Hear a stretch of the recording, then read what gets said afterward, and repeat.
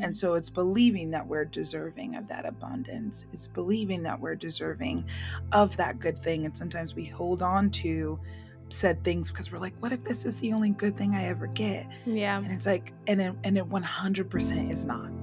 It 100% is not. And I think I could say that wholeheartedly.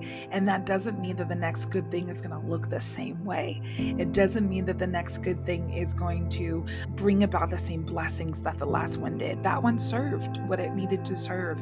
And now you're moving on to bigger and better. And it's coming down to the mindset of believing that you're worthy of that bigger and better. You're worthy of the next blessing. You're worthy of the next abundance.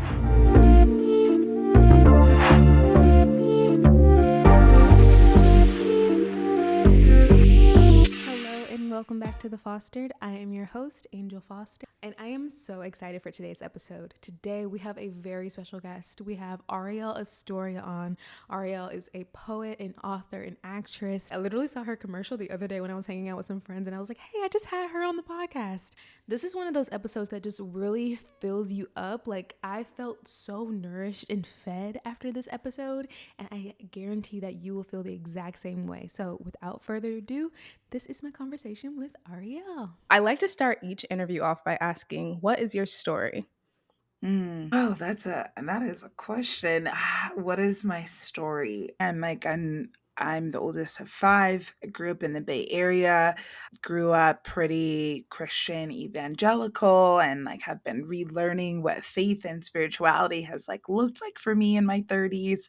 My story is one that is wired and connected with this through line of creativity and artistry and the need, not the desire, but the need to show up and create beautiful things in this world, no matter how hard it is, no matter what it looks like. My story is one that has a lot of dance breakout parties in my car, singing sessions in my shower, dancing in my underwear in my living room with my plants. My story is one that is, I think, so heavily connected to this idea that there's something bigger. I think I've learned to call that God, call that universe, whatever you want to call it. There's just more than, I think, the boxes and the ideas that we've been given. And yeah, my story is filled with creativity, a lot of unlearning. And right now it's involving a lot of just like freedom and a lot of trying to shed, the boxes and the perspectives that I've been given to live within, and what does life look like on the outside of them. Oh my gosh, that might be the best response I've gotten to that question. Thank That you. was so beautiful. Like, as you were speaking, like, of course, like, she's responding this way. You're a poet, you're an author. And when you said to like making beautiful things, I loved your book Unfolding so, Thank you. so much. I listened to the audiobook because, and Awesome. I highly recommend listening to the audiobook because you read it yourself and the way you Yeah. read your poems, I just feel that creativity and that beauty. It just was so infused in like the listening experience of it. Thank you. And I really felt seen by it as well. How did the process for writing that book even come to be? Because that's your first book, Yeah. right?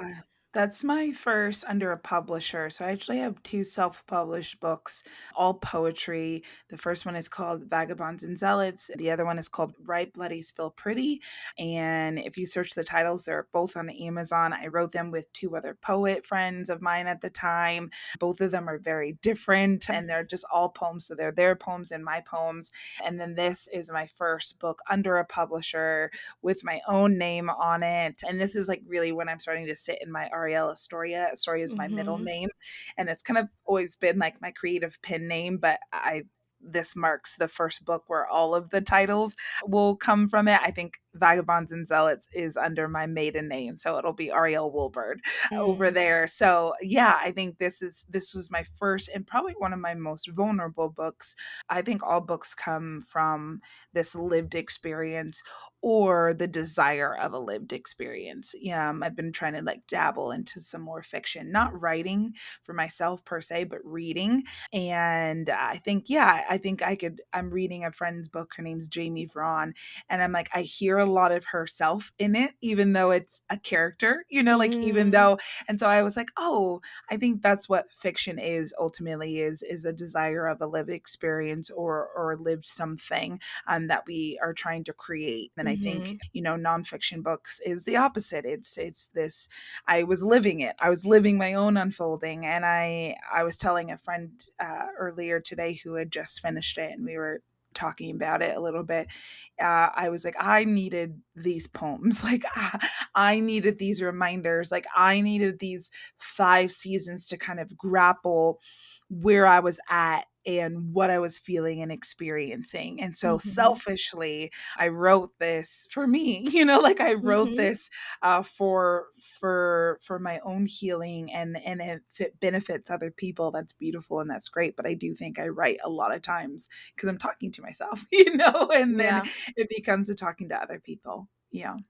It definitely benefited me greatly. Like I said, I felt really seen by it, and hearing you Oh, talk thank about, you. like, being the oldest. I'm the oldest of 6, Oh, and wow. I just related. I just feel like there's, like, this synergy amongst, like, other older siblings, specifically older 100%. sister like, Black women. How did that experience you feel like shaped you, even in Yeah. your unfolding process? Because my experience has been one of, like, being this caretaker. Have you seen Encanto? Yes. Like, I Yes. related to Luis's character so, so much. Oh my gosh, Luis's song, the like break break na, na, Mm, na, na. Yeah, yeah. like her like whole like I was like, ah, like yes, 100%. And I mean that comes the unfolding came with a lot of scary territory because I was doing things first. Like Yeah. Oh, I was getting yes. married first. I was bringing a boy home first. I was like moving away from for college first. I was not coming home from college first. Mhm. So it's that's constant reminder of setting an example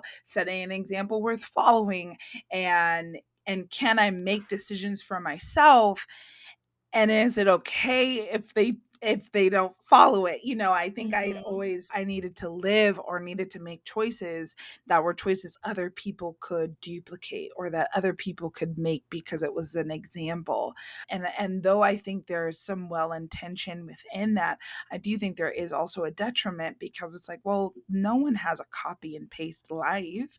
Like, no one has, this, copy and paste mentality. Our journeys are all different. Mhm. So I had to like learn that I can make decisions for myself, and it doesn't have to be one that my sisters have to follow or want to even. But I think where I started to shift that was like, I just want them to be able to like love whoever it is they want to be able to love, to live the life that feels good in their bodies and for their souls, for them. That's the example I want to live, which means I need to do that for myself too. But that doesn't negate, the how different it looks, because especially Mhm. within Black families, it's like we don't tend to celebrate like the differences, like we make fun of Mhm. them, we Mhm. poke fun at them, we call them out. Oh, you're educated, you're this, you're that. It's like, Mhm. and so of course we find a lot of fear with not wanting to do those things then, Oh, because yeah. we don't want to be called out. We don't want to be, and not even called out like in love or in challenging for growth, but just called Mhm. out for the sake of being called out. So it was really scary. I mean, paving, and that's for anyone, oldest child or not, paving a path that looks differently than the paths paved before you before is a very scary and worthwhile trek. But it doesn't negate how terrifying it can be, because you're like, our belonging has become tied to it. So it's like, do I Mhm. belong less because I desire to go this different way? Do I belong less because I am different, And there's a lot of fear around that, which is really sad. I think it really limits who we are and what we're capable of doing and being. That is so beautifully said. And I never even thought of it that way, because I feel like I'm in this huge process of unlearning and unfolding right now. And a lot of it Mhm. is like coming away from these things that were instilled in me as a kid, and like really discovering, Right. like, what do I like? What do I want to keep? What do I want to take away? And Yes. so much of my identity was like wrapped up in being this like perfect star child to Mhm. compare all my other siblings to. Yeah. Yeah. Are you all a family of girls? Like all girls? It's four girls and one boy, and my brother actually just moved here for basketball, which is really fun. So he's like close to me now, which is the first time we've ever had that, because our difference in age is like whatever the math is between I'll be 32 and he will be 18. So, Oh, yeah. that's a big, yeah. I have a Yeah. big difference too. Yeah. Like, Yeah. Yeah. It's a big gap. So there's four girls and then one boy at the end. oh, I love Yeah. that. It's very fun. It's I'm sure, I loved it. I'm sure his experience was really interesting growing up. Oh yeah, I mean, he had a bunch of sisters. We were all PMSing around the same time, and a lot of like estrogen. But he's so, I mean, he's a big kid, but he's so kind. He's so introverted. He's really gentle, but also like tough up. And we probably beat him up more than he tries to beat us up. Yeah. But So, as I was listening to the book, I keep saying reading, but as I was listening to your book, something that I kept coming back to is like, how does one become folded? What does the folding process even look sure. like? Mm, I think the best way to think about that is boxes. So either boxes or things that we were raised and conditioned with believing. If you just take the example of being a woman, like Hmm. we are given the folds, we are given the boxes of knowing our place, of not being too loud, too smart, too big, to this, to that. We're given the boxes of having to make ourselves small. We're given the boxes of having to, show up as maternal and nurturing people, having to be kind, aka not speak our mind.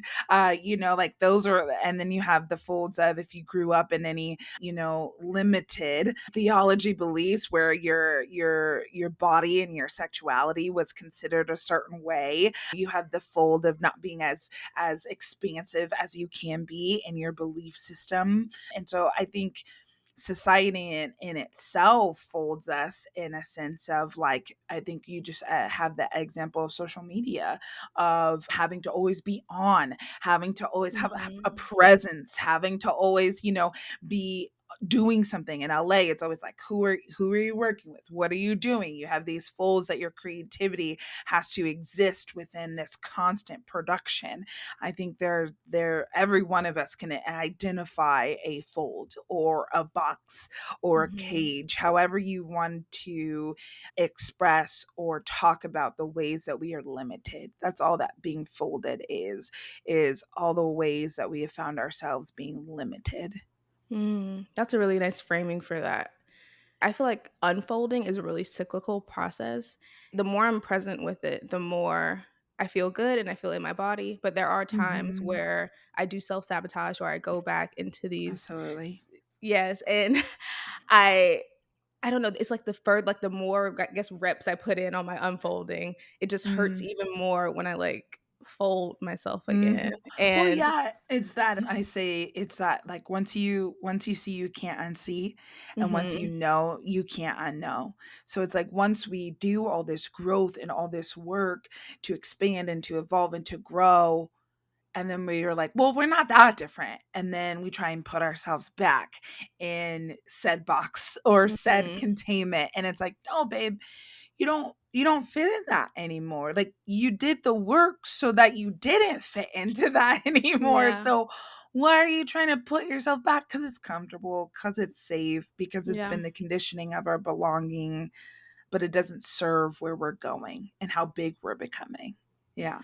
When you're if you are ever confronted with like things like this, what is your process to I guess stop it, or if you do it, like how to show yourself grace and to go back into the unfolding? Mm.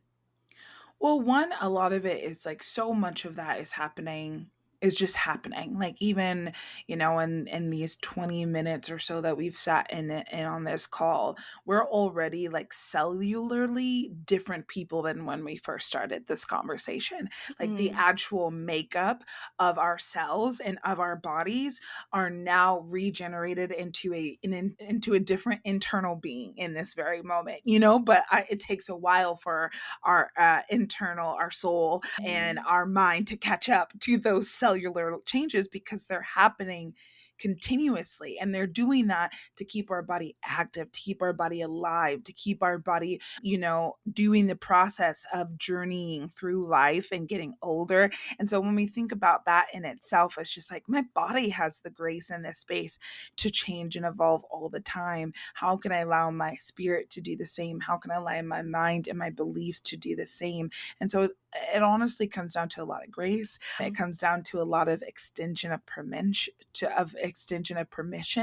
I use my plant analogy a lot. That's probably where the unfolding the title came from, is this idea of this like bloom, and over time, over seasons, my plants shed the leaves that don't work anymore. They shed the leaves that don't have the nutrients that are feeding the soil anymore. And all of that is just a process. It's not like, oh my God, I'm losing a leaf. It just does it, Yeah. because that's what it takes to continue growing and to continue expanding. And the roots continue to root down and get through the pot until it's time to change it into a new pot.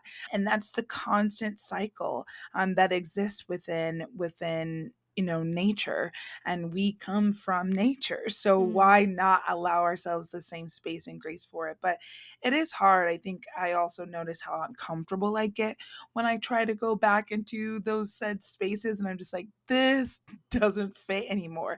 Like, I am a purger. I do not mind getting rid of stuff. I can be very removed from the process, sometimes hurtfully so, for those in my community who are a little sensitive to things. Like, I have many stories of like going over a friend's house and helping them clean up, and I'll be quick to Mhm. just throw it away, goodwill, throw it Yeah. away, throw it away. And then be like I literally had a friend who was like, there was like a leaf on my wall, and I'm just wondering if you saw it. And I was like, yeah, I probably saw it, and it's probably in the trash. Like, I'm so sorry if that meant something to you. I'm not trying to be heartless, because I'm a very emotive and empathetic person. But when it comes to making room, I have no problem trying to make room. And so I think of it when it comes to my clothes. If I put it on and I don't feel like, yes, instantly, it's going in the Goodwill. It's going into, the plus bus, which is where I take some of my plus size clothing. And that's just what it is. And so just that cycle of regenerating, that cycle of recycling in order to make room for more. I have too much. I got to get rid of some things. So it's like, no, I've expanded too much. I can't go back and fit into that outfit that, I didn't like to begin with. Can I ask you really quickly, what is your astrology? I am a Libra, Cancer Libra. Oh, I'm a Cancer sun, Virgo moon, Pisces rising. I mean, Okay. just the way you're looking right now, I'm like, it's giving Libra. Like, Oh, thank I love you. love a Libra. Yes, I'm a Libra. I think my moon is Cancer. So I'm a Libra rising and a Libra sun. Yes. Nice. All Libra. Yeah. Dope. Okay. Yeah, I was literally having a conversation about this yesterday with my nail artist, where we just either stay in situations too long or we just hold on to Mhm. things. And so hearing Mhm. you talk about it, I'm just thinking of like the listener who's probably like, well, that's easy for you to say, but like there's this thing that I really love. Or like, what Sure. do you have any like practical steps that people could take Sure. to help get on Well, this I mean, process? if you think of it, we'll keep the clothes analogy, because there's a lot of literalness to that, right? Yeah. So it's like you And pull clothes can be something. triggering. Like even when you said Right. it, I found myself like, oh, I have clothes that I need to get rid of right now. Right? So it's like, okay, you pull, like, for instance, my outfit today are literal things that I was like trying to decide if I was going to keep. Very, very practical example. And I put it on, and it was the skirt. I have a skirt on and a jean skirt and this top. And I was like, I'm gonna wear them together and see how I feel in it, see how I go about my day. And I'm like, wow, I think this is actually an outfit that has felt most like me in a long Hmm. time. And I put it on with the intention of like, what would I be wearing from my closet if I wasn't looking on social media at what other people were wearing? Because that is still something I really struggle with, especially as an influencer. I hate that word, gag. Especially like in this world where it's like people like come to me for links and things like that. I'm like, okay, but what would I be wearing if I wasn't going to post it? What would I be wearing if it wasn't in comparison to what, the girlies from Fashion Nova are wearing? So I think for me, it's like I literally had to put this outfit on and I'm like, oh my gosh, this feels the most me that I have felt, I think, in a minute now.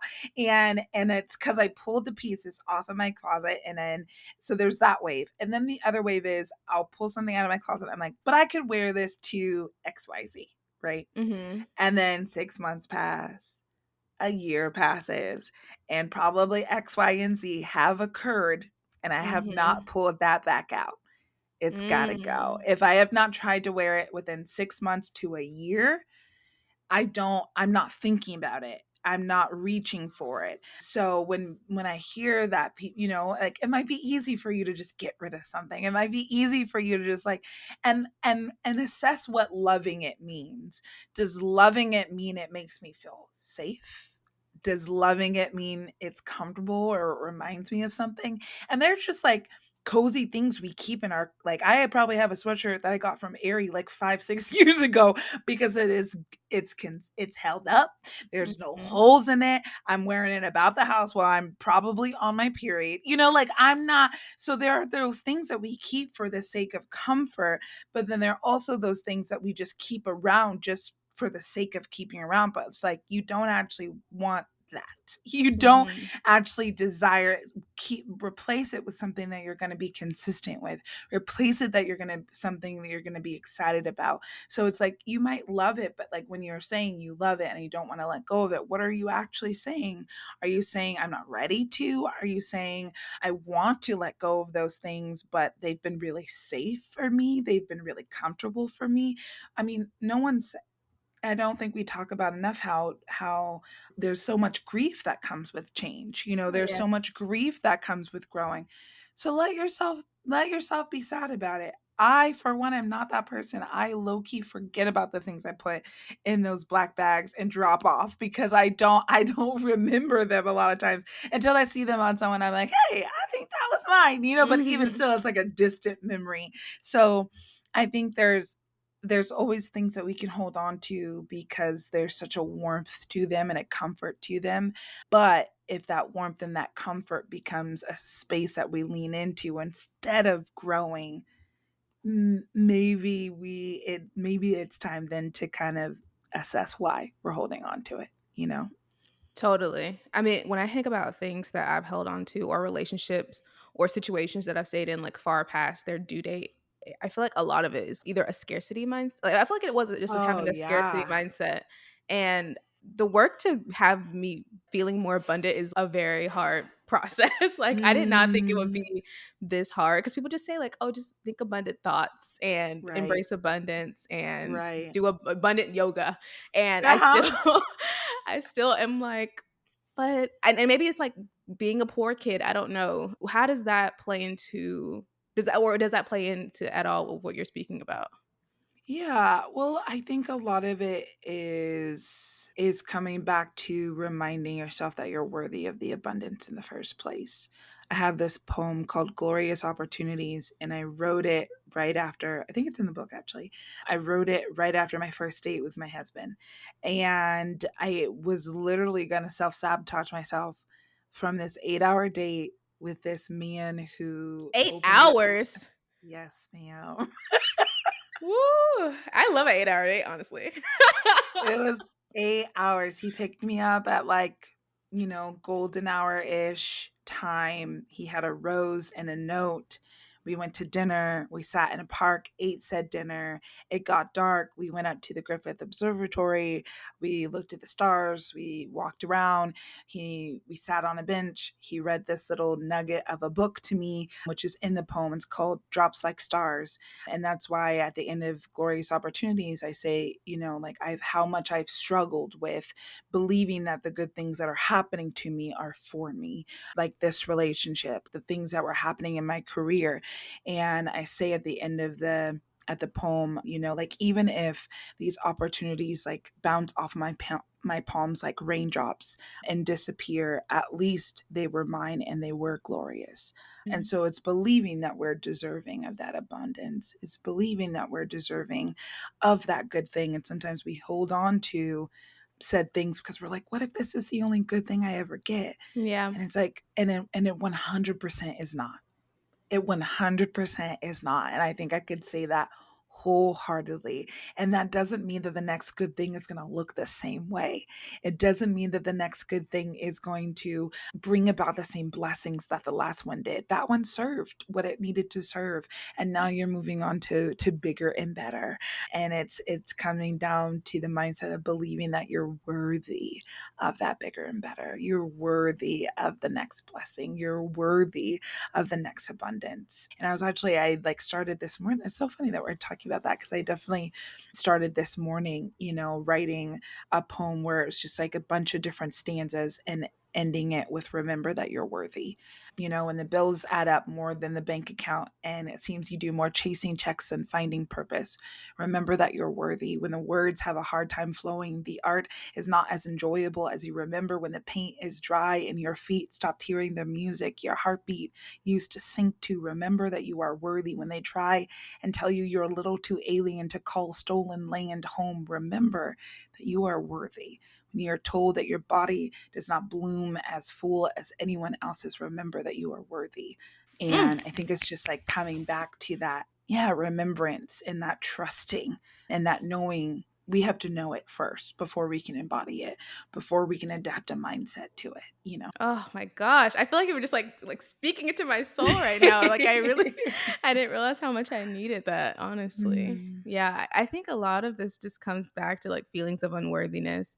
And I think Mhm. that is what makes the unfolding process even possible. Like you can't really start to do Yeah. any of that work until you embrace your own worthiness. Yeah, and kind of going back to what your first question of like, how do we know when we're folded? How do we know when we're boxed? That's a result of it, is not believing that we're worthy because, for me, it was like I didn't adapt that to my body because I was always told my body was a temptation, that my body was something to hide, that my body was a sinful thing, that my body wasn't a trusted thing. So of course I'm not going to hear worthiness. So of Mhm. course I'm not going to hear goodness. So it's coming back to assessing where those foldedness is, where those limits are, and undoing that, and then creating that through line of like, oh, of course I don't believe I'm worthy of this. Of course I don't believe I'm good enough. And it's not because I'm not. It's because Mhm. I have these limiting beliefs that I've been either passed down or that I've created upon myself. And so it's coming back to where are those spaces? Who's the first person who told you you weren't enough? Where's the first instant that led you to believe that you weren't worthy of that job offer? And who's the first person to break your heart into a million pieces because it didn't know how to hold it? Like going back to those spaces and realizing where the half truth is, and then finding the truth in it. And the truth is always that you're worthy of it, that you're worthy of the good thing, that you're worthy of the healing, that you're worthy of the love, that you're worthy of the job opportunity, that you're worthy of the next blessing. I have no words, honestly.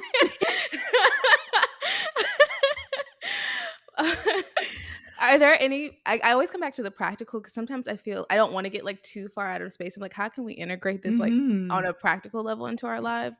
Does that look what does that process look like? Or what do you have any advice for people on how they can keep reminding themselves of their worthiness?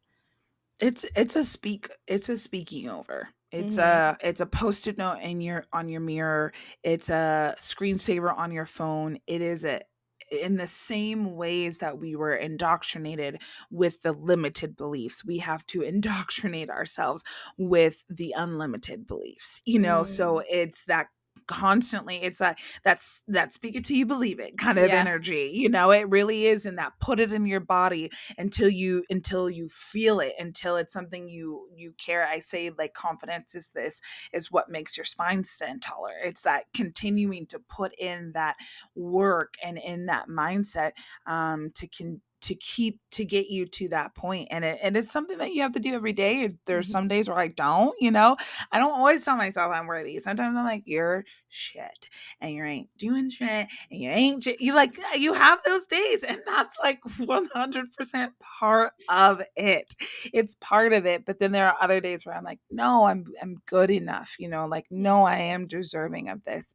And you gotta have more of those days than you Yeah. have of the other ones, but very practical practically like repeat it to yourself. It's like I think of like I've been playing on repeat, on my mama, on my hood, I look Yes. fly, Oh, I love I Victoria look good. Monet. Catch my thing, wish you could. Like it's literally that energy Yeah. over and over and over again. Play it over and over and over again until you're like, yes, I look fine. Like Yes.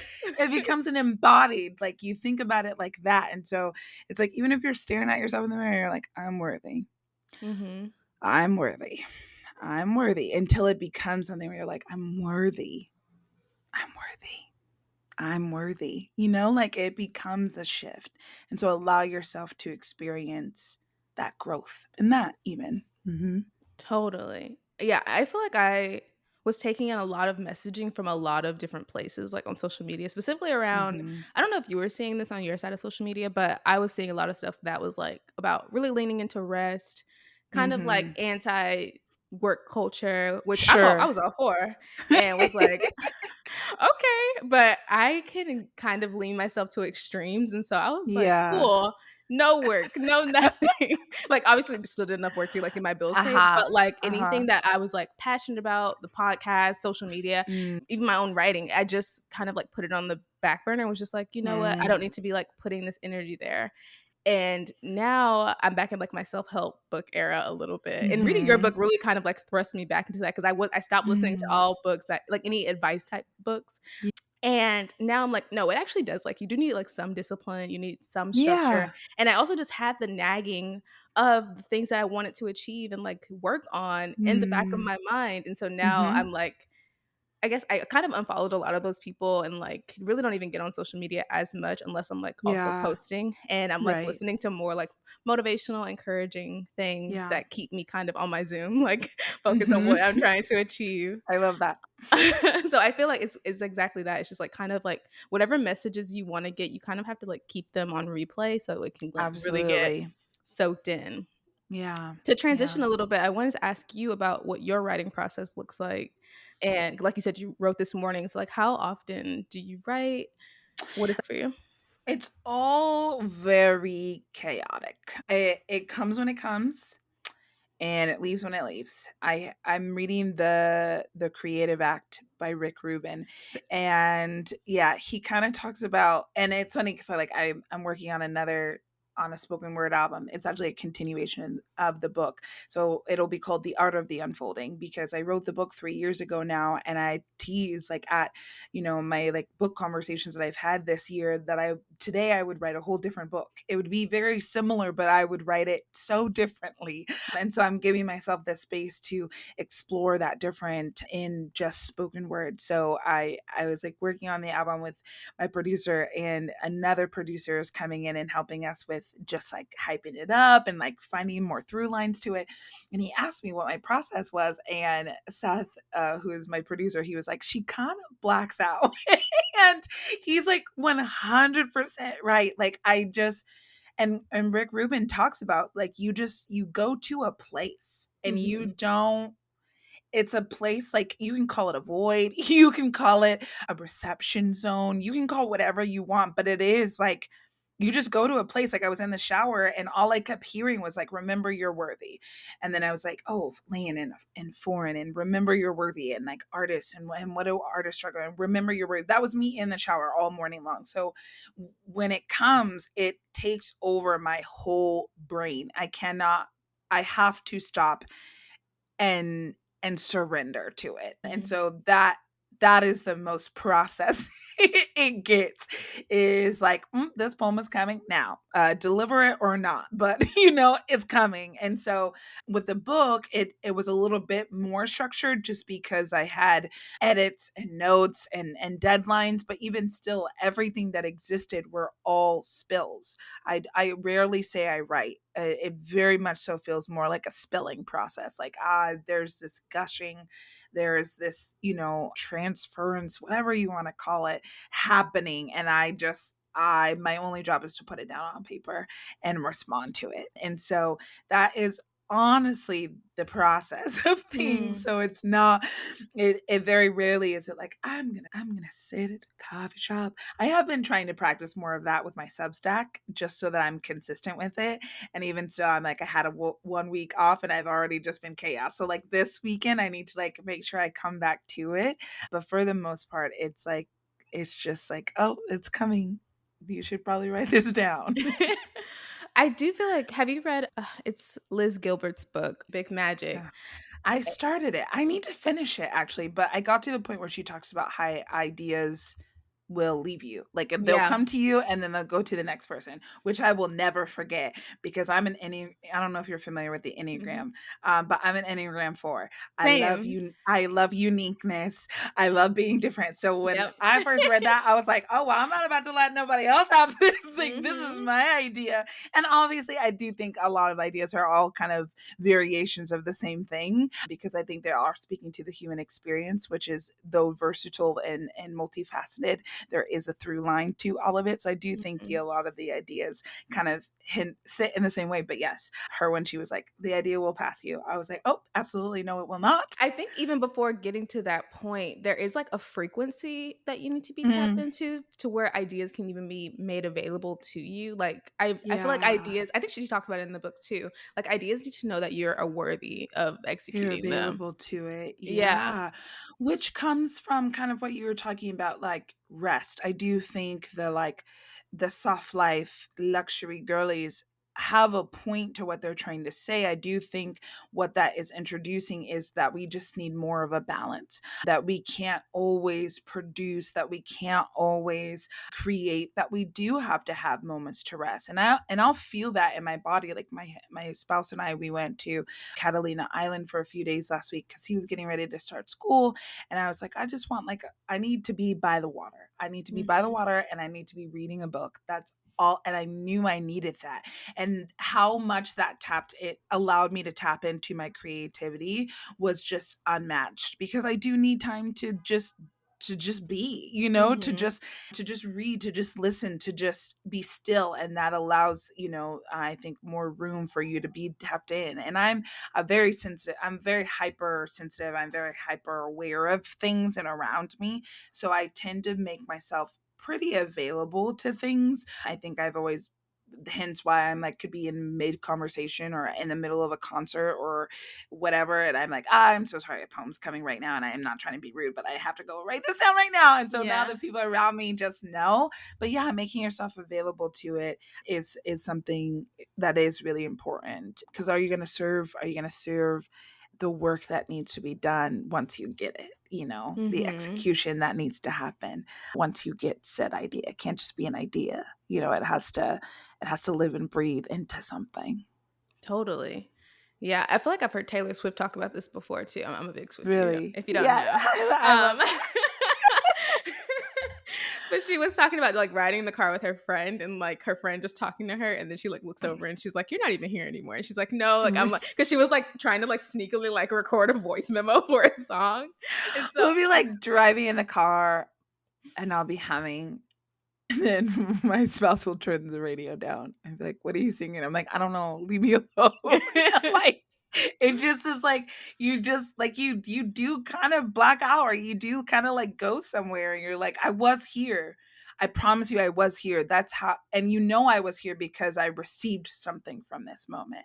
And so it's never Mm. a rude thing when an artist is like, so sorry, I gotta go do a song, write a thing, do, No, yeah, she whatever. was saying like she got inspired by something she had just said, so it was Yeah, so it's like, it means that we're really tapped into what's happening, so tapped in that we created, like the vault opened or the portal yeah. opened or whatever you wanna call it, but we were here, we will be back, but please excuse us for a second.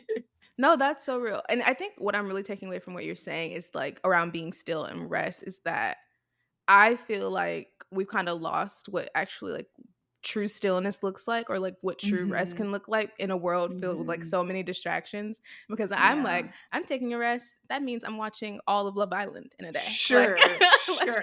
like Well, I learned somewhere, and I forget where it was, but I believe there's 3 types of rest. ooh So say when more we say we're tired, are we saying we're physically emotionally, or spiritually. I believe Mm. those are the three. I might have I'll look, but I there's three types of tired. And so when we say we're tired, we usually just associate that with like my physical body is tired. Mhm. But honestly, we could be tired in a sense of like we were at work all day and it was mundane and it wasn't Yeah. sparking anything in our brains.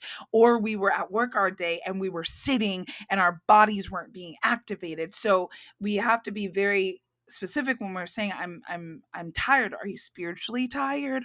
Are you emotionally tired? Or are you physically? And I think there's like social tiredness and Oh, all yeah. things like that, but I do think there is more layers of different type of exhaustions. And it's like emotionally tired, physically tired, mentally tired, socially tired, or soul tired.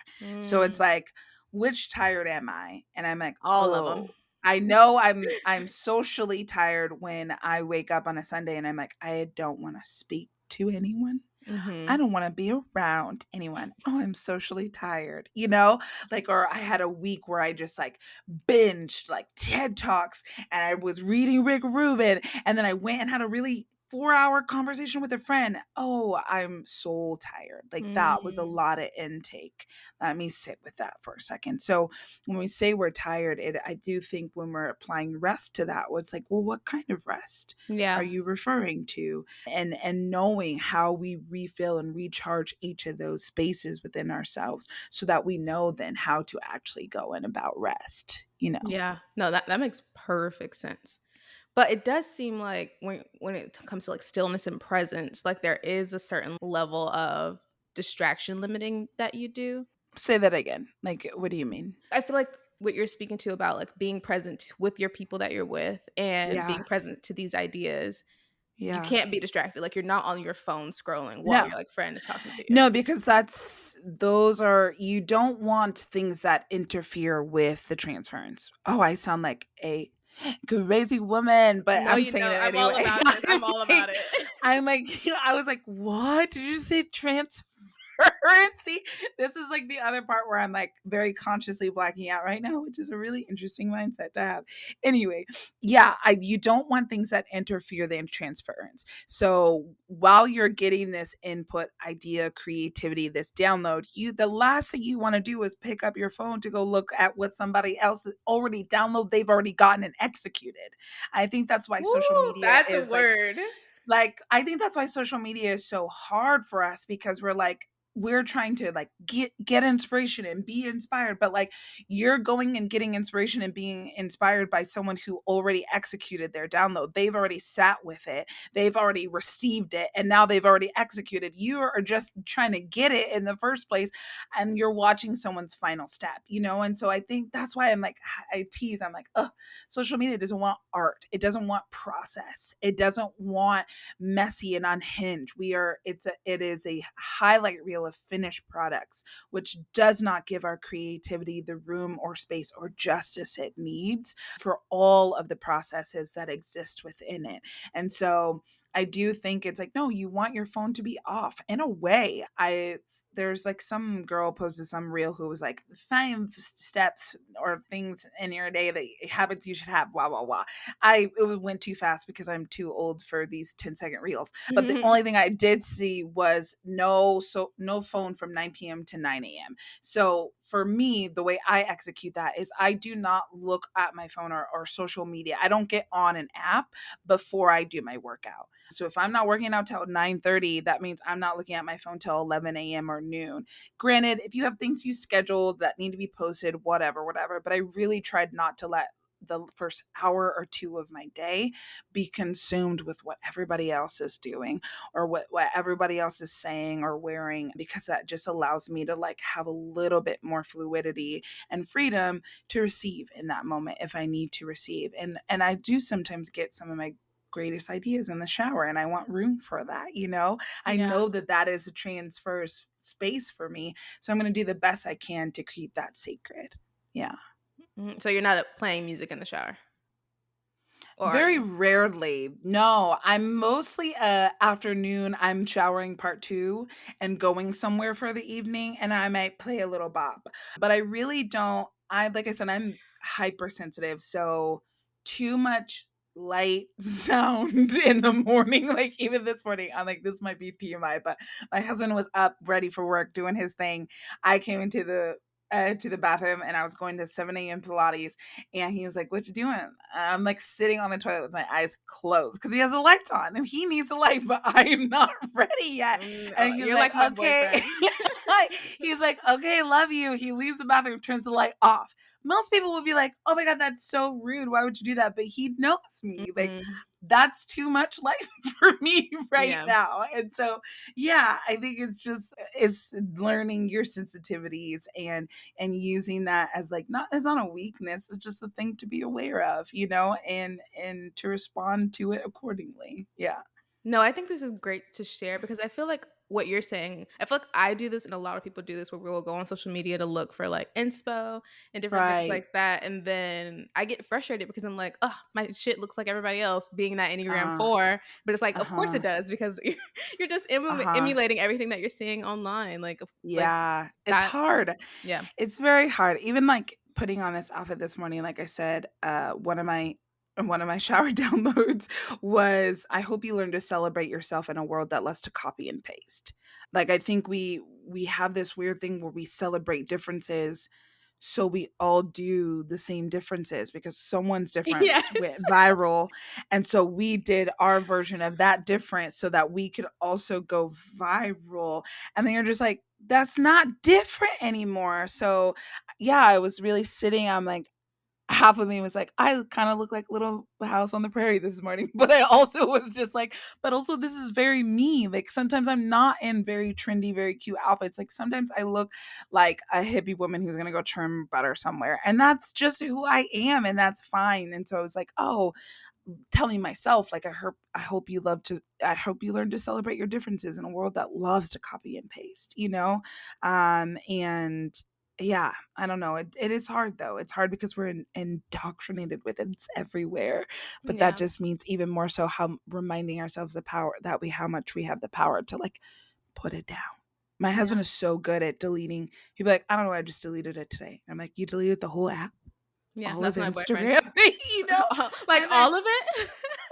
all of it, and he's so good at just being like, I'm not he hasn't been on Facebook in like 3 years. Like he just is Wow. really good at it. So having that around me helps, because I'm like, well, you're not on your phone, so I'm not going to be on my phone. Yeah. Like being present with someone is really helpful when they're really good at being present too. So, yeah.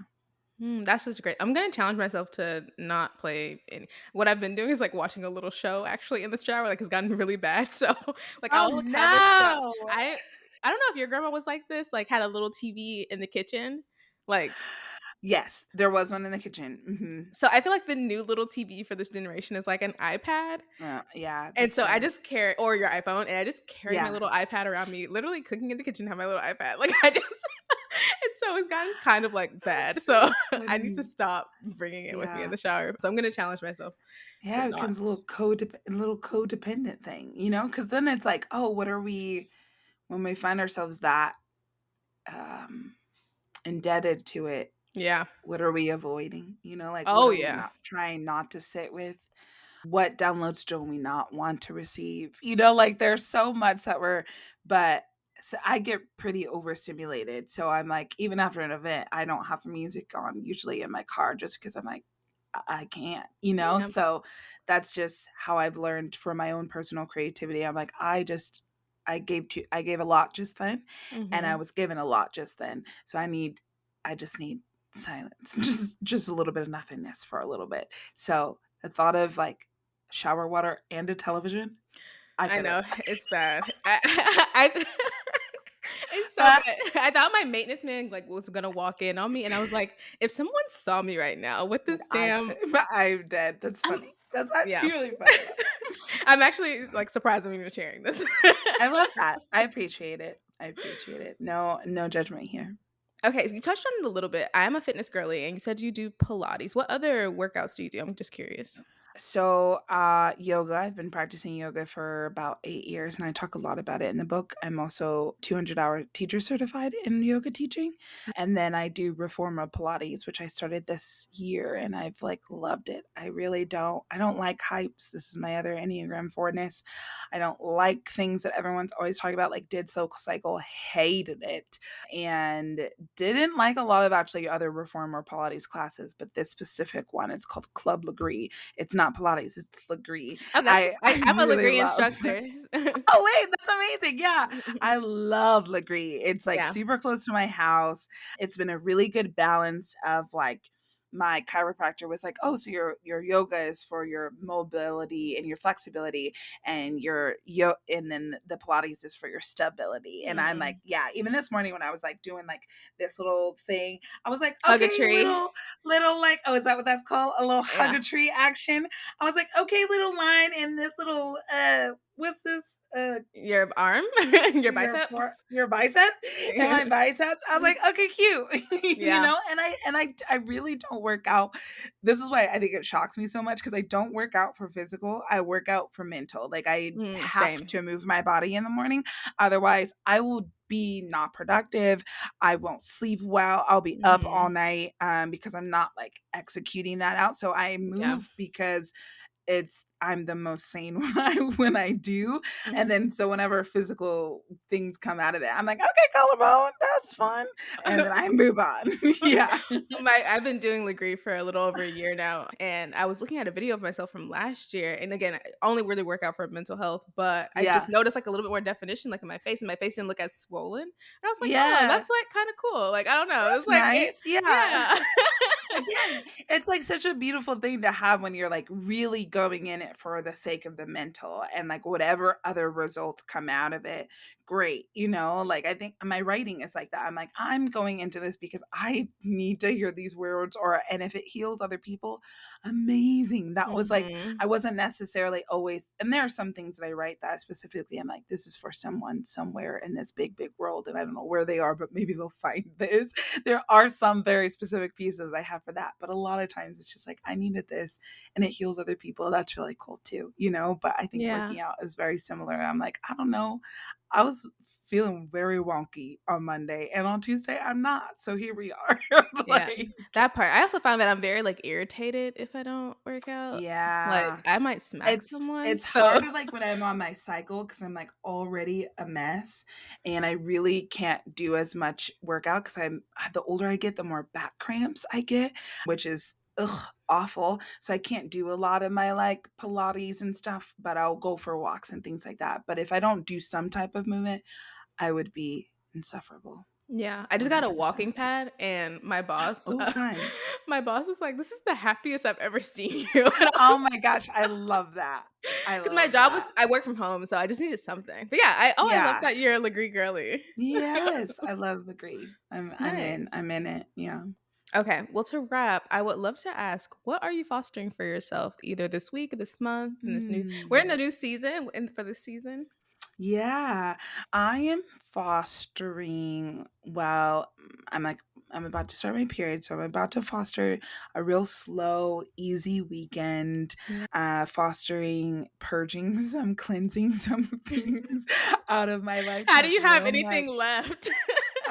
You would be Oh surprised. yeah, I'm you like, probably we get have a sent very so much stuff though. I do. I get sent things and I love them. And so then it's just like I don't really need to shop, but I also shop in addition to those things. And then hmm it just builds up. And so yeah, we're purging. I'm also fostering. I think I'm really just continuing to just try to like the work I will always keep doing is the people pleasing. I just will always be so crippled by it. So I'm trying to foster more permission to not always people please and to hmm do things. And I have like these ideas and these things I want to create that I'm like, I've teased like, oh, so and so would need to pass away before I could write that down, or before I could create that thing. And so Yeah.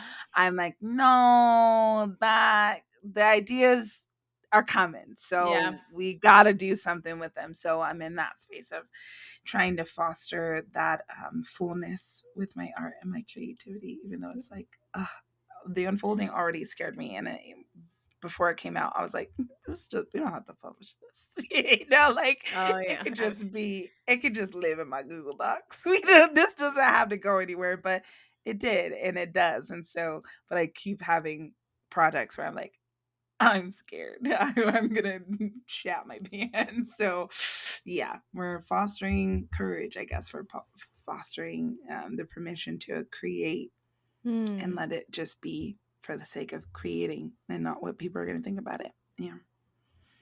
That part. This has been Mm, such a pleasure. Thank you so much thank you. again for making the time. We already talked about Thank your you. book. Everyone should definitely go get it. Is there anything else you like to plug or promote? Definitely get the book. It is on audiobook and there's a written version. I will say, I say get both just because the physical is really pretty and Yeah. it looks good on your coffee table.